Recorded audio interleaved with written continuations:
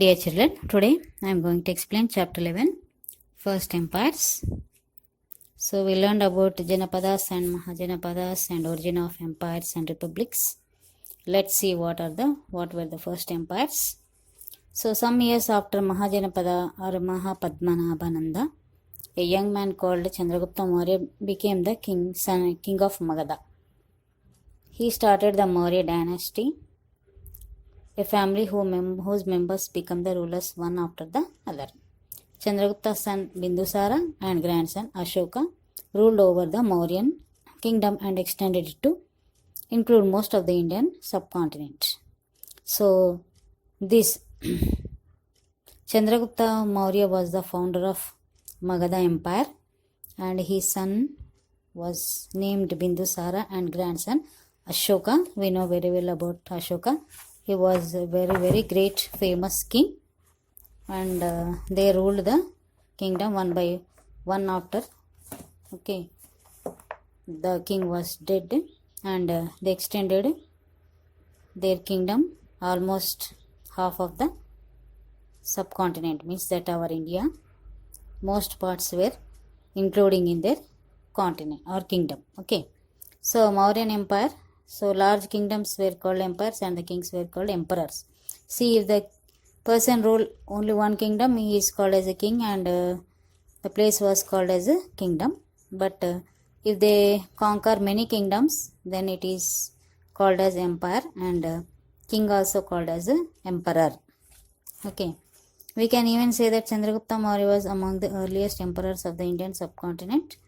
In the beginning, the Magadha kingdom was confined to Magadha and nearby areas, but later it included all over Mahajanapadas of those times.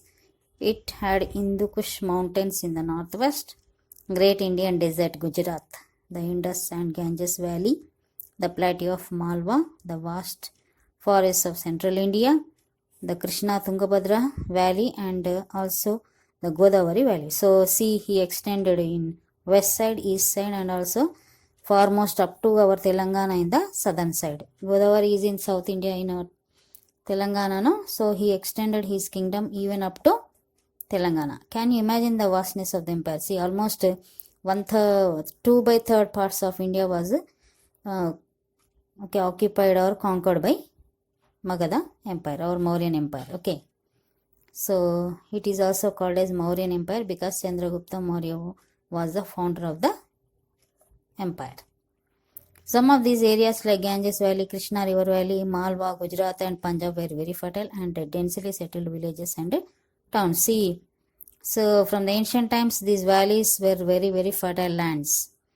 Okay, and were densely populated by the people. Some other areas were important for trade and crafts. Through them passed important routes which connected large cities, seaports and other countries. So trade well flourished at that time, and see, important trade routes were also, sea routes were there, river routes, waterways are there. Okay, roadways are also there. Okay, so which were connecting large cities and waterways connecting seaports of the big cities. Some regions were important for mining of precious metal like gold and gemstone. So northern side they have coal mines, gold mines. Karnataka had a big gold mine, Hatti. Okay, and even gemstones also. The Mauryan emperors were able to get resources and taxes from all these different kinds of places and people. How did the emperors rule such a vast empire? Suppose some villages on Krishna River refused to pay taxes. The emperor sitting in Patna get to know of it? How would he give orders to his army to punish them? How would the army go all the way Krishna Valley and find out those villages and punish them? How long would all this take? So in those days there were no technology, advanced technology, no telephones or not even the landlines. Only people, not even vehicles. Only they used to travel by horses or donkeys or on foot, isn't it? So how can a big emperor can rule the vast empire? How can he manage the problems? Suppose if anyone, see, he is sitting in Patna, means Bihar, Patna, no? So how could he know if anyone refused to pay taxes near Krishna Valley, which is southern Indian side? Okay, So how long it will go? How can he send the soldiers to go and punish the people, those who are refusing to pay the taxes? We come to know about this empire from several books written around the time. One important book is Ardhashastra, written by Kautilya, a minister of Chandragupta. So Chandragupta used to have a very, very well-known wise minister. Okay, his name was Kautilya. So he used to give many good advices. So he wrote a book, Arthashastra. And Chanakya was also a very famous wise person, well-known wise person. He used to be the counselor of Chandragupta. Okay, he only gave all advices how to conquer the kingdom of Magadha. So before it was ruled by some other person, and he was insulted and kicked out of the kingdom. Then he had a lot of anger on the king, and he gathered some people and gave training, and he fought the king of Magadha and conquered his kingdom. Then onwards he became the Chandragupta Maurya dynasty. Okay, Maurya dynasty. Another was Indica, written by Megasthenes, an ambassador of Greek king in the court of Chandragupta. We also learn a lot about these times from the inscriptions engraved in the various part of the Ashoka's empire. So some people used to travel around the world, and they used to write the books I told, no? So one among them was Indica. So he was Greek, he came from Greek, and he wrote a book, and these all inscriptions were preserved in Ashoka's empire. From there only we can know about the important information, okay, about this Maurya or Magadha dynasty. Arthashastra, it is said that Kautilya, who is also known as Chanakya, okay, this Kautilya name is only Chanakya, wrote a very important book on how to conquer and rule kingdoms. This book advises kings and on how to protect themselves from the conspiracies, how to tax different kinds of professions, and gave information about various resources available in different parts of the India subcontinent. So Chanakya was very, very wise man. He used to give advices to the king, and he wrote the book. In this book, in that book he wrote how can kings protect themselves from the conspiracies. Means see, king, although we can see it appears to be very wealthy and very happy life, means very lavish and luxury life, but it really it will not be like that, because always he will be in the threat of conspiracies. Means we don't know, his own minister can make a plot to kill him, or his soldiers can make a plot to kill him, or even sometimes queen also can plot against the king to kill him. We don't know what is going on in anybody's mind, isn't it? Anyone can plot a plan and kill the king. Always he will be in the threat. And maybe some other people, they will be selfish, and they will go and tell all the secrets to the other kings, enemy kings, so that they can come and conquer the king by taking bribe, means lancham. Okay, so like that, in those days onwards it was there.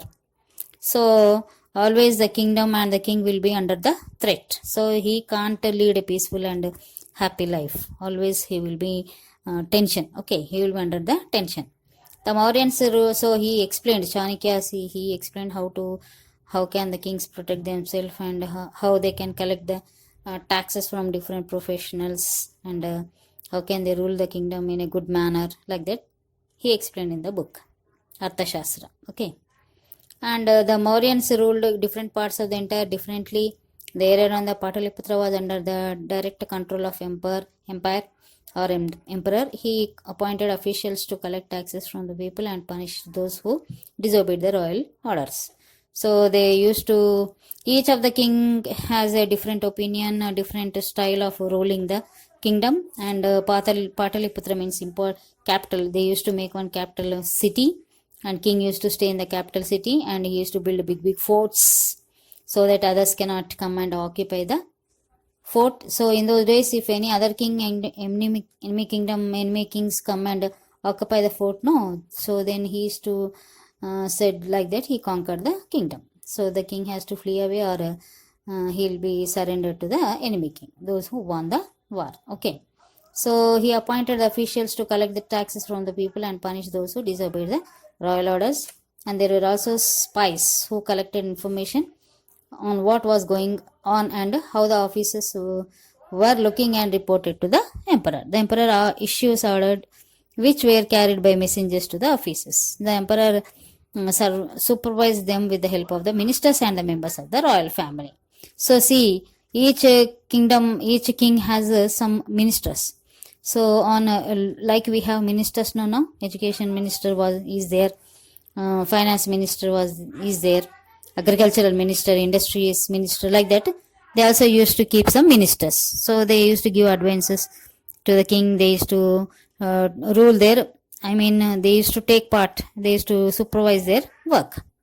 And in spite of all this, the king, especially, they used to keep some spies, means like detectives. So they will be silent or secret detectives. They will observe all the things silently and give report to the king. So like this, in this manner they used to, because without the spies they don't know what is going around in their empire. So who are conspiring against him, who are royal, who are honest and who are dishonest, like that, king can't expect or can't imagine or can't understand or can't guess.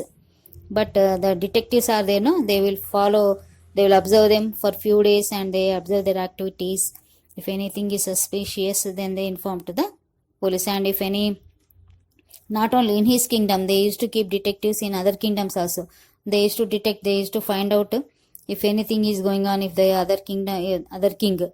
enemy king is planning to attack, immediately the information was passed to the king. So like that they used to manage to rule the big empire. Otherwise it is not possible.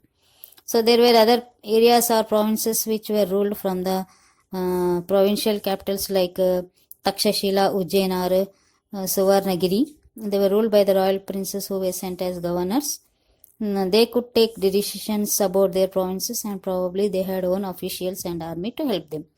So other provisions they used to, like Takshashila, Ujjain and Suvarnagiri, ruled by royal princesses. If king has 2-3 sons, then they used to divide the kingdom into 2-3 parts and send the royal princes. They used to take care of the part and they to have their own officials and army. The emperor would also send the instructions through messengers. The governors took the help of the important families of the region who knew the customs and rules followed the province. So the princes used to take the help of the important families in that region because they know everything, customs and rule followed in that province. Okay. So like that they used to rule the kingdoms. Between the provinces there were vast areas which were forested and did not have any villages or cities, but these areas were important as they had the roads in which the traders, armies and merchants had to travel. The Mauryans probably made the special arrangement to control them. Through these roads, the Mauryan reached like Suvarnagiri, where gold mines were situated, or Takshashila, from where they could get goods from other countries. They collected taxes and tributes from the areas, also probably in the form of hides and wild animals, precious stones, gold, etc. Probably the forest tribes were allowed to live without much interference. So here, most of the areas where have forests, but through the forest they used to lay the roads and through which they travel to Takshashila and Suvarnagiri, where gold mines were there, and Takshashila where they can collect the goods from other countries. Okay, and forest people also there. So but they are allowed to live in the forest without interfering the kings. They have their own kings. Tribal people are not under the kingdom of or under the rule of empire. They have their own place, they have their own village head, and they used to obey the village head only. They are not at all interfere or ruled by the king. Like that they used to do. So Ashoka, a unique ruler. The most famous Mauryan ruler was Ashoka. He was the first ruler who tried to take his message to the people through inscriptions. Most of the Ashoka's inscriptions were in Prakritic and were written in Brahmi script. So Brahmi script means like Telugu language, Brahmi script was there. So Ashoka was a unique, means a very different kind of ruler. and that's why he became very, very famous, and he was very kind ruler also. And first, he was the first king who tried to give message to the people through inscriptions, means in the written form. Inscription means nothing but in the written form. So what they used to do before that inscriptions, maybe the people, one person used to carry the drum like thing and used to beat the drum and gather the people and pass the message in a voice message, in the voice. Okay. So Ashoka's war in Kalinga. Kalinga war is very, very famous. You know very well about this. After that only Ashoka had changed completely and stopped doing any wars, isn't it? So Kalinga in the ancient time of coastal Odisha. Ashoka fought a war to conquer Kalinga. Kalinga was a vast empire. So Ashoka, he wanted to conquer that kingdom. So he did a very, very big war. However, he was too horrified when he saw the violence and the bloodshed that he decided not to fight any more wars. He is the only king in the history of the world who gave up the conquest after winning the war. So he sought to conquer Kalinga, but in the war field. So when he won the war, but after that, when he observed many thousands of soldiers were killed and the blood was just flowing like a small streams as the rainwater flows after the rainfall. So he was terrified and horrified, and he felt very, very, very bad.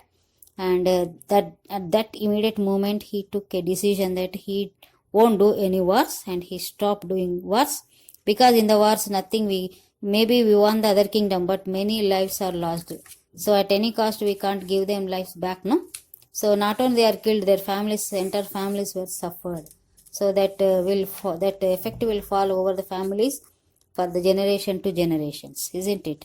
So by seeing all these things, especially by the blood, okay, so he was horrified and he moved and he decided to not to do any more wars. So he was the first king who decided not to conquer any more kingdoms after winning the war. Okay, so we'll see what Ashoka did in the later on his life. So I'll continue day after tomorrow. That means on Monday. So until for that, have a good day. Thank you.